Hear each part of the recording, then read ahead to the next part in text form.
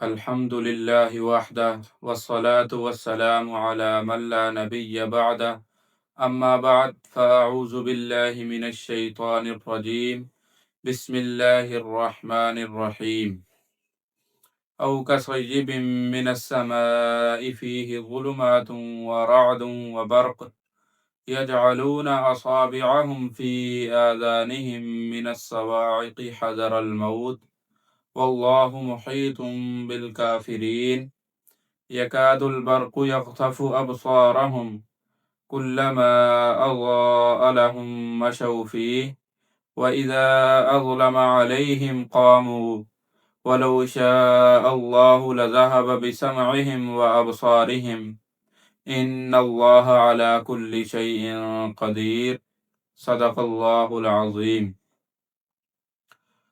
تو پچھلی دو آیتوں میں اللہ رب العزت نے منافقین کی پہلی مثال ذکر فرمائی تھی۔ وہ ان منافقین کی مثال تھی جو اپنے کفر پر جمے ہوئے تھے۔ تو اب یہاں سے اللہ رب العزت منافقین کی دوسری مثال بیان فرما رہے ہیں۔ اللہ رب العزت نے فرمایا او کصیب من السماء فیہ ظلمات ورعد وبرق، یا ان کی مثال ایسی ہے جیسے آسمان سے تیز بارش ہو رہی ہو، اس میں اندھیریاں ہوں، گرج ہو، بجلی ہو۔ یہ لوگ موت کے اندیشے کے سبب اپنے کانوں میں انگلیاں دے رہے ہیں کڑک کی وجہ سے، اور اللہ تعالی احاطہ کیے ہوئے ہیں کافروں کو۔ یکاد البرق یخطف ابصارہم، قریب ہے کہ بجلی ان کی بینائی کو اچک لے۔ کلما اضاء لہم مشوا فیہ، جب کبھی ان کے لیے روشنی ہوئی تو اس میں چلنا شروع کر دیا۔ وَإِذَا أَظْلَمَ عَلَيْهِمْ قَامُوا، اور جب اندھیرا ہو گیا تو کھڑے کے کھڑے رہ گئے۔ وَلَوْ شَاءَ اللَّهُ لَذَهَبَ بِسَمْعِهِمْ وَأَبْصَارِهِمْ، اور اللہ تعالیٰ چاہے تو ان کے سننے اور دیکھنے کی قوتوں کو ختم فرما دے۔ ان اللہ علی کل شیء قدیر، بے شک اللہ تعالیٰ ہر چیز پر قادر ہے۔ تو اب یہاں سے اللہ رب العزت منافقین کی دوسری مثال بیان فرما رہے ہیں کہ جیسے تیز بارش ہو، اندھیریاں چھائی ہوئی ہوں، گرج بھی ہو، بجلی کی چمک بھی ہو، موت کا سامنا ہو، جو لوگ وہاں موجود ہوں کڑک کی آواز سے خوف زدہ ہو رہے ہیں اور ڈر رہے ہیں کہ ابھی موت آ جائے گی۔ کڑک کی وجہ سے کانوں میں انگلیاں دیے ہوئے ہیں، سخت بجلی ان کی آنکھوں کی روشنی سلب کرنے کو ہے۔ اسی حیرانی اور پریشانی میں کھڑے کھڑے جب ذرا بجلی چمکتی ہے تو اس کی روشنی میں ایک دو قدم چل لیتے ہیں، اور جب اندھیرا چھا جاتا ہے تو حیران سرگرداں کھڑے رہ جاتے ہیں۔ منافقوں کی یہی حالت ہے، جب غلبہ اسلام کو دیکھتے ہیں اور اس کا نور پھیلتا ہوا نظر آتا ہے تو اس کی طرف بڑھنے لگتے ہیں۔ پھر جب دنیا کی محبت زور پکڑتی ہے اور دنیاوی فائدے کفر اختیار کیے رہنے میں نظر آتے ہیں تو کھڑے کے کھڑے رہ جاتے ہیں،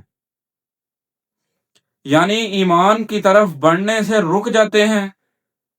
اللہ تعالیٰ اپنے علم و قدرت سے سب کا احاطہ کیے ہوئے ہے۔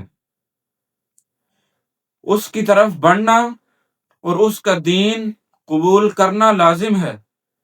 وہ چاہے تو سننے اور دیکھنے کی ساری قوتیں ختم فرما دے، بلا شبہ وہ ہر چیز پر قادر ہے۔ اس لیے اللہ رب العزت نے فرمایا وَلَوْ شَاءَ اللَّهُ لَذَهَبَ بِسَمْعِهِمْ وَأَبْصَارِهِمْ، اللہ تعالیٰ چاہے تو ان کے سننے اور دیکھنے کی قوتوں کو ختم فرما دے، بے شک اللہ تعالیٰ اس پر قادر بھی ہے۔ تو یہ اللہ رب العزت نے منافقین کی دوسری مثال بیان فرمائی۔ پہلی مثال کے بارے میں مفسرین فرماتے ہیں کہ یہ مثال ان منافقوں کے بارے میں پیش فرمائی ہے کہ جو بہت مضبوطی کے ساتھ کفر پر جمے ہوئے تھے۔ ان کے بارے میں فرمایا وَتَرَكَهُمْ فِي ظُلُمَاتٍ لَا يُبْصِرُونَ۔